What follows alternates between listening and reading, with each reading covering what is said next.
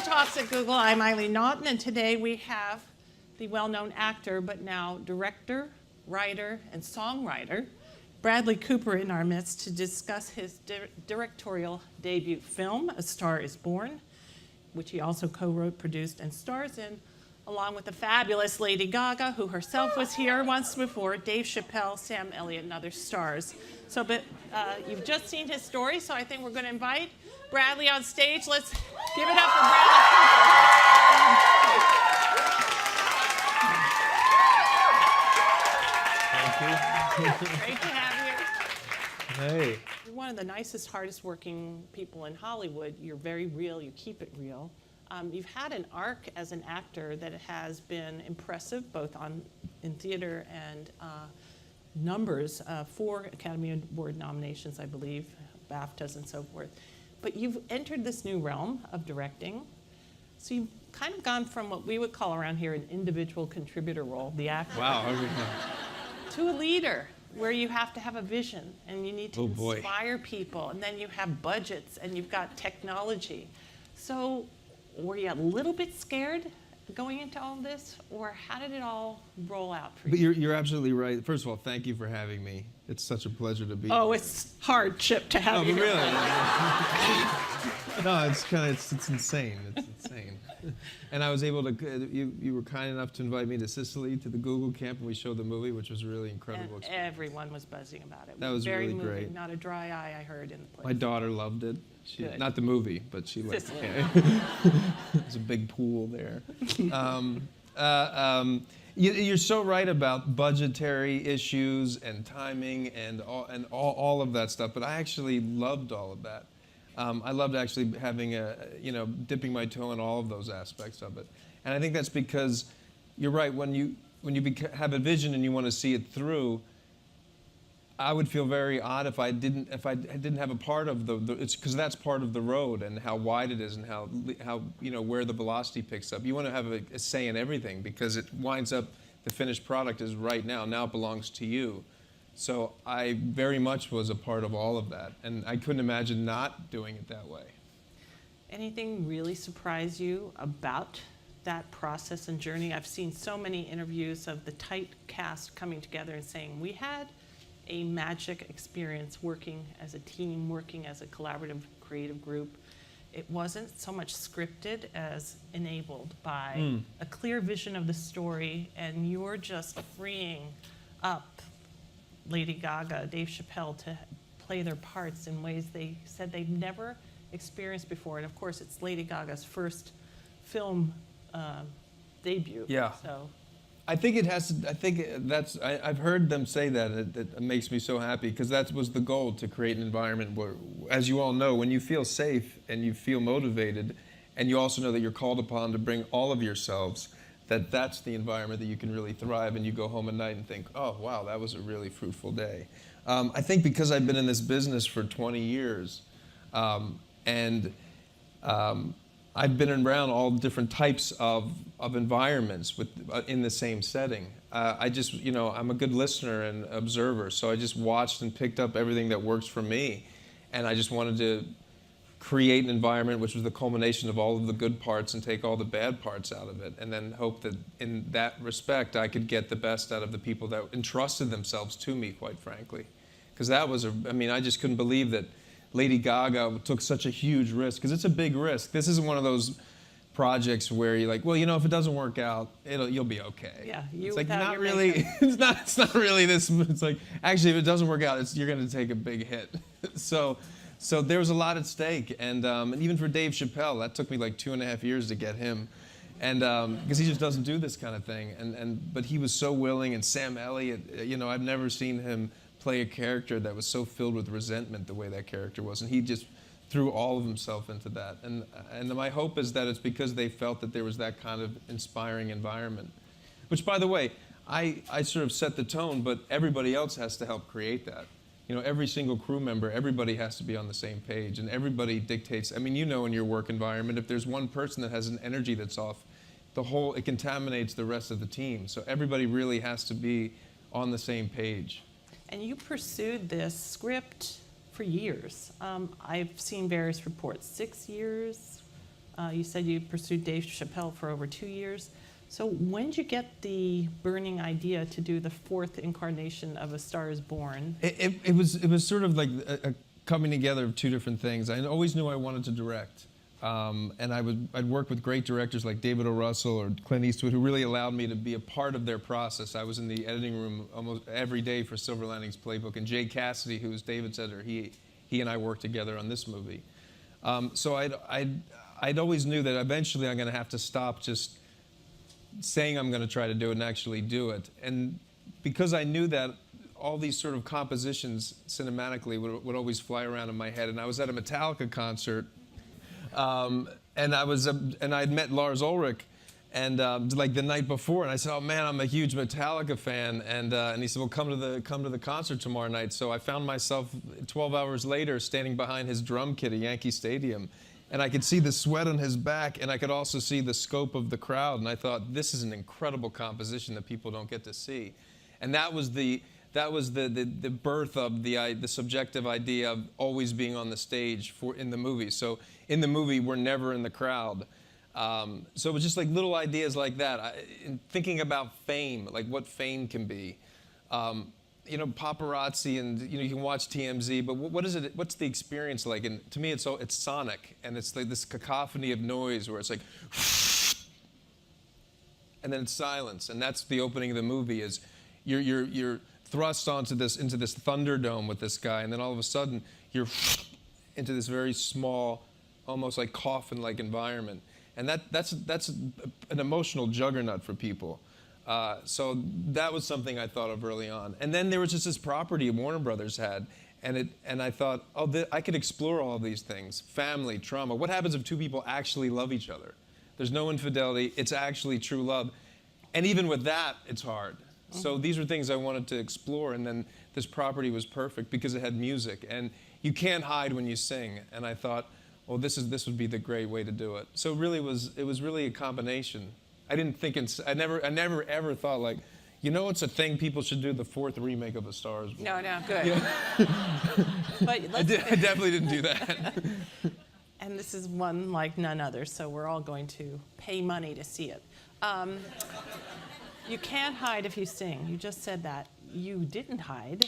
You studied, you took voice lessons for 18 months. You learned to play guitar, and Lady Gaga required that you do all of the singing live, that you weren't dubbing it. Yeah. So what was that all like? Well, the music is a character in the movie. It's not like the movie takes a break and then all of a sudden there's a song. It actually has everything to do with what's going on. It is a scene. My favorite scene of Lady Gaga's, actually, acting-wise, is the final song, because we watch this character go through the grieving process through the song, which what a feat, acting feat she did. So it would have been, we had no choice but to sing live. Now that's much easier for her. And I thought, how the heck am I going to do that? And the other thing is, she's the real deal. I know I had the nuclear power of the movie. It's like, well, at least I have this. If the movie sucks, at least there'll be like 10 moments where she's singing, and it won't be horrendous. But I knew I had to lift the rest of the movie up to her level, so you believe it. Otherwise, if you don't believe me as this character, you don't believe we're really on a stage singing in front of people. If you don't believe that's Saturday Night Live, then there's no way I'm going to be able to allow you to enter into this world and learn about her. So there was really no question that had to happen. It was great that she felt so strongly about it as well. But it's part of the DNA of the film. And it's a beautiful story of Jackson Maine, a fading country music star with a alcohol problem, and Allie, who you discover and encourage, and you see her rise through the film. So it's funny when you say country star. So when we started writing it, I was trying to figure out where he was from, and I quite honestly thought, like, maybe it's country because I could kind of fake sing and like maybe get away with it. And then as I kept working and started to like fall in love and create this character, I swear if we had like 6 more months, he would have been like completely heavy metal. Like it kept getting like harder and harder and harder. We've talked about this actually, what genre Jack's music is, because it's definitely not country. You're right. Yeah. Although you do have a twang when you speak, and kind of that ruddy red face that looks like you had too much But even with the twang, scotch. that's a good question. So in terms of his voice, that was the hardest thing, actually, was lowering my voice just about an octave.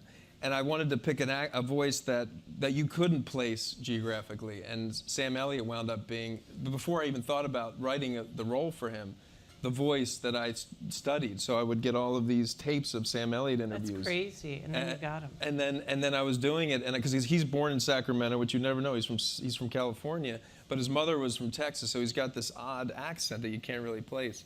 And then I was reading Bruce Springsteen's autobiography, and he was talking about stealing his father's voice. That's what he did as a kid, and I used to always want to be my dad.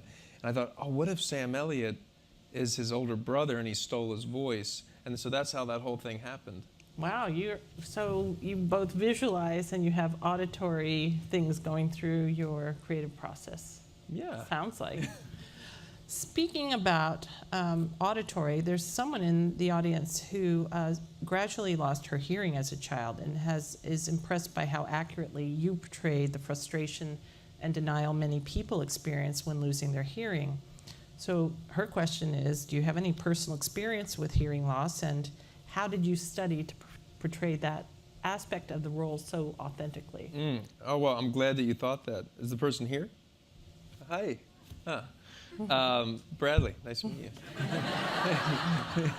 I'm glad you felt that way. I was born, I mean, here's the other thing. When you get to write the movie, you cheat all the time because you just do everything that's real to you. Like, his choice of drink is crazy personal for me. That's my dog, Charlie. That's my real dog. A bunch of my friends are in the movie who I went to grad school with. And the hearing loss, I wanted him to be like a prize fighter, because in the other versions of the movies, he's so obsessed with fame and his fame's dwindling, and I had no interest in investigating that. And also, people today, everybody makes money touring, and a lot of these bands that had been maybe huge back 20 years ago still make a lot of money touring. So the reality was he's fine. So it was more about what's the wear and tear, and it takes a toll on your body. And I interviewed and spent time with tons of musicians. And the thing that happens is hearing loss. That's the number one thing that goes, which makes sense. But I was born with a cholesteatoma in my eardrum, and it was removed. And then I would always jump off of high places as a kid. Don't ask me why. And I kept puncturing it. And so I had all these operations, like 5 operations. I have a hole in my right ear. So when he's telling her that story in the bar, that's me. That's all real. That's like so. Wow. And so I don't have hearing loss, but when I have ear infections, I hear that tinnitus sound. So I know it very well. And then it was all about, in the mixing stage, recreating that sound sonically for the audience. So I'm glad you felt that way. Thank you. Beautiful. You talked about, in one of the interviews I saw, you just wanted to be in this to create and make it real. Mm-hmm. So the backstory, you bring a bunch of friends, some graduate school friends from New York City. From New York City, yeah. The Actors Studio, yeah. And you've been collecting people like Sam Elliott and Gaga over a period of time. I did TV show Alias, and 2 of those actors are in the movie, Ron Rifkin and Greg Rumberg. Wow. Yeah. So that can't just be happenstance. So you've been collecting talent and ideas. Yes. What was the moment you knew you could make it real? Was it when Warner greenlit it, or was it just when you knew you had enough conviction about and vision for this film that you could pull it off? I think it was working with directors who allowed me to be so collaborative with them. I think if it wasn't for David O. Russell, there's no way I would have had the confidence. But it was like going to film school doing those 3 movies, particularly the 2 movies, Silver Linings Playbook and American Hustle. Right. And I really got it. But even when I did Alias, I hated LA, and I knew no one. And I only worked 3 days a week, and I just moved there for this television show. So I would just spend all of my time on set and in the editing rooms, and I would get everybody's dailies back. I would take them home, and that was when they were on VHS tape. So I was always fascinated by the process. Got it. So I think it was just a constant, just sort of, listening and observing. Once Pharrell Williams came to visit us, and he said, you people are creatives, you just do it with your mice, which is actually a synonym for coding, I guess. But there is some analogy between editing and knowing what the end product you're looking for. And it's a very technical process from Oh, yeah. just the recording Especially on through to mixing exactly. sound and color. Oh yeah. Are you expert at that at this point, or is that something that is also in its own way a collaborative effort? I mean, everything's a collaborative effort, but no, we spent months and months. I mixed every single car exhaust in this movie. Yeah, because the film itself is one musical element. That's how it's all rhythm. Everything is rhythm in life, and especially a film, it has to be one musical element so that you're not bumping up against the guardrails while you're watching it. You feel like you're in good hands. Those are the best movies that I like to watch. The rhythm is very set. And you create that in the editing room. That is where you create it. And then you had the bold move of actually filming at Glastonbury and Coachella, which Yeah. Glastonbury in the UK, the biggest music festival in the UK Yeah. every summer. What was that like? 'Cause Oh, that's a real deal. And that really came out of necessity, which I'm sure you're all aware of. You know, sometimes an idea comes out of what you can't do, and we had a limited budget and a limited time, and I thought, well, it has to be real. And I watched so many movies that had recreated live performances, and you can really smell when it's not working. And I thought, and actually Terrence Malick had just done a movie about songwriters, and I had happened to see the trailer, and I thought. And I said, so I called him, and he was kind enough to talk to me. And he said, yeah, I've jumped on, but it's very difficult. So that gave me the confidence that it's doable. And I go to Glastonbury every year because I'm a huge music fan. And so I knew them, and they let me go on. But that was crazy. We had 4 minutes in front of 80,000 people on the Pyramid stage. And it was magical. Yeah, it was really something. And you're looking at it this way, out onto the crowd. But just getting back for a second to what you were talking about earlier, that's one of the things that I really do love about the movie is when Jackson says to her in the bar, talent comes everywhere, but everybody's got talent, but having something to say and a way to say it so people listen to it, that's a whole other bag. That's something that we all have the ability to do. And if there's one thing that I hope people take from the movie is that they go, yeah, find what is it that you want to say, and how do I want to say it. And the meta of that, I think, is that Lady Gaga did that in this movie, and I was able to do that we helped each other do that in this movie. Very cool.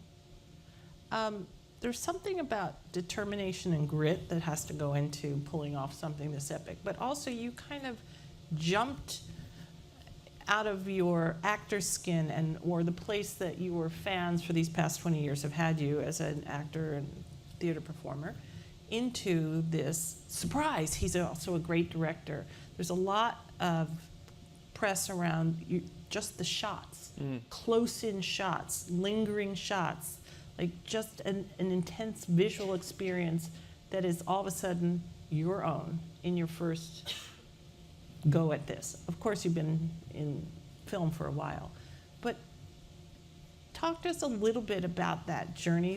Did it require grit, self-belief? Did you ever doubt yourself? And are you surprised now at the reaction of the critics and the press around, wow, it's a new Bradley?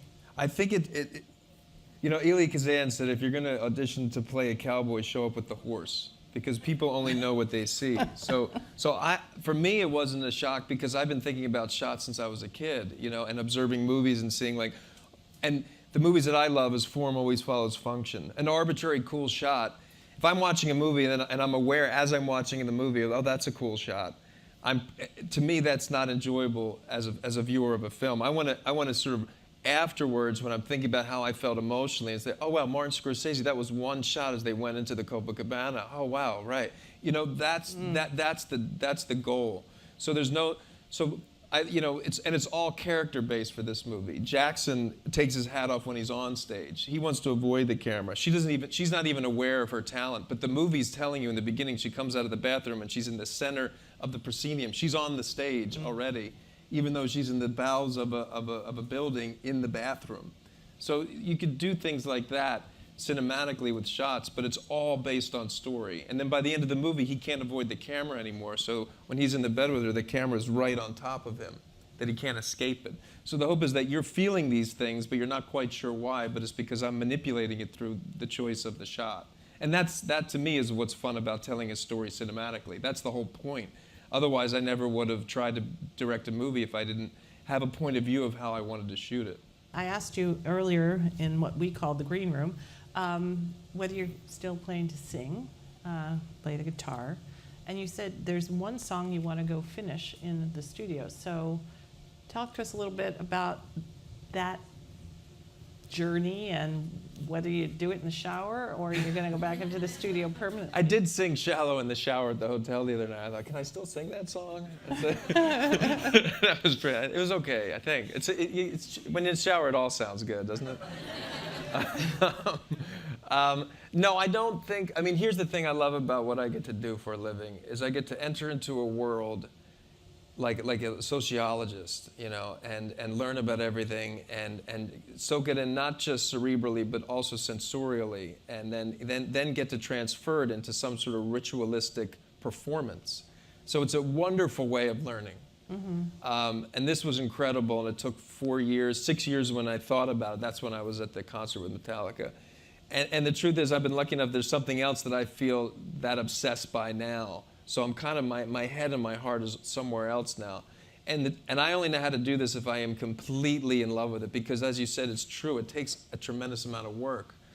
I mean, I edited the movie in my house, thank God, because we were pulling 16-hour days for like 6 months. Wow. And I just had a kid, so there was that too. I'm always wondering if she's gonna like grow up and like, oh, because of this set, because we edit loud. It was right below her bedroom, and I thought, oh, she's gonna hear this music for like the first 6 months of her life. I wonder if she's gonna like hate our music or love it. Yeah. So I don't know how to do anything to this degree unless I completely love it. That said, I absolutely enjoyed singing, but I hope that what I want to do, at least for the next decade or two, is to make movies. But there was that song "Too Far Gone" that's in the cop bar, and I only wrote the first verse and chorus. And the other day I had this thought of the second verse and a bridge, so I'm going to go finish. So he's a songwriter. It's multi-talented. You just said you are a bit obsessive. So what are you obsessing about now? I don't want to say because if it doesn't happen, then it's like. All right. But hopefully you'll like it in 5 years when it comes out. I'm sure we'll like it. You know, a number of us have watched your career and know your characters so well, and I remember Wedding Crashers. You played so effectively a despicable guy. Oh, that's funny. It was... Sack Lodge. It was Sack Lodge. That football game. Yeah, and I looked like he put his tie over when he would beat somebody up. Yeah. Like, it made no sense. It was like, what?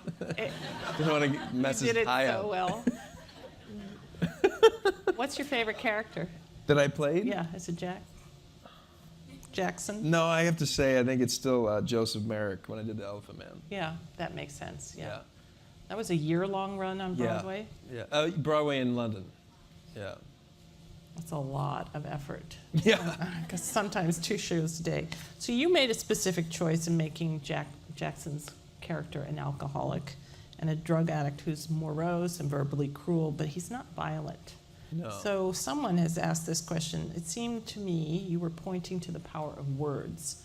Could you talk about the development and nuance of building that character? Yeah, absolutely. To me, I mean, it's for you now, but to me, he's a character who's stuck at 13, 14 years old when that traumatic experience happened to him. And everything comes from that. And he hasn't cultivated any other aspect of his life except for his music, because the world was telling him, this is what is important, that this is what we want from you. And he was able to share that. Now he's 43 and we meet him and you could tell his body is starting to take a toll, his hearing. And this gets old if you don't cultivate the rest of your life. But to me, he's somebody that's what he loves, and he still has an interest in people and music and love of the work. And that's why he's sort of blown away by her. But he's nothing, I don't see him as cruel at all. In fact, the only really cruel thing he says is that horrible thing he says in the bathtub, which he doesn't even remember because he's so intoxicated. But even the way he says that, it's almost in this, it's not in an aggressive way. It's, so I never saw him as first of all, he's also not a wordsmith. He's not somebody who talks a lot. He chooses his moments. It's rough. You know what I mean? I feel a lot of, I care about him a lot. I wish that he was taken care of more, by his older brother. And by himself, too. I think it's an important lesson to us all. Once Allie is discovered, we do see Jack's hesitant reaction to her transformation.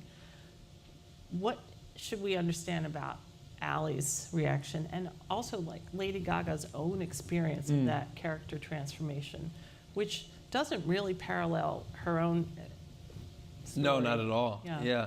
The main difference with the other movies, I think, are these two characters, and that's what we're sort of circling around. In the other movies, the male character is jealous of her fame and doesn't like that he's losing the spotlight. And she is a character who's sort of an ingenue and looks at the world is my oyster, I don't know what's going to happen, but this is all great. These two characters, it's a guy who doesn't even think about fame, it's a byproduct that he's had to deal with. He just cares about sort of trying to find a pure moment to fuel him. She's somebody who's 31 years old and has been told by the world or by corporate music driven by men that her physical appearance does not merit her songwriting ability. So they don't want her to sing the very songs that she's written. And so she's relegated to singing in a bar, in a dark bar, and singing a cover, not even her own music. So that's a totally different character. That's a character who's just about given up. But she can't quite give up. She still has that need to perform. But it's tucked away in this little corner. And so that's what I loved about this story, is these two characters meet.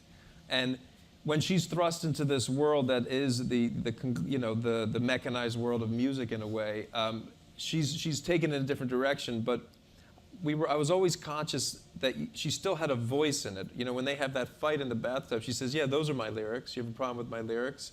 You know, her manager wanted her to go blonde and she went red. You know, she still had a choice, but she did sort of lose her way, as one does. But it's a wayward road, a career. And I always thought that was his shortcoming, you know, is that just because she's doing something else doesn't mean that it's not as truthful. It's just the road is very winding. Our talk is going to be aired on YouTube, which has on any day more than 1.5 billion viewers around the world. And a big plot point in our movie. There you are. Yeah. So I'd love to just ask you what you think the platforms that we have now, these technical platforms, but YouTube in specific, how has it enabled creativity? How do you view it? Do you spend time consuming content on other devices? In its best form, what these platforms and technology has given us is the means by which we can create story in various forms, which is incredible. I was talking to somebody yesterday in Dallas about, what took Stanley Kubrick 6 years to develop because he wanted to have some sort of flowing shot. You could do with your iPhone now, and then you could post it. And the fact that you can get content out there is just incredible. So it kind of goes back again, you just have to figure out what it is you want to say and how to say it, because the means by which you can tell that story are at our disposal. It's almost too easy. That's the other thing about shots. It's like, but form, to me at least, form still has to follow function. It all still has to do with what is it that you want to say and how do you want to say it, and then use technology in order to help, convey that. Well, Bradley, thank you so much for having something beautiful to say, and the way in which you say it in A Star Is Born is people are reacting in rapture. It opens October 5th. We can't wait, those of us who weren't here to see the preview, to see it live. And I just want to thank you for coming to Google and for being part of Thanks for having me. Talk Tech Google. Thank you.